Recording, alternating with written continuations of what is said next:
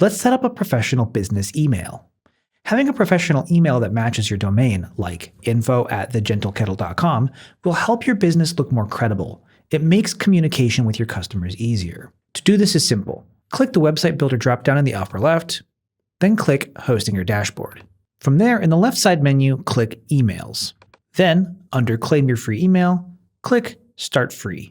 You'll be prompted to select a domain for your free email. If you've just got the one domain, that's all that will show up, so you can click Confirm.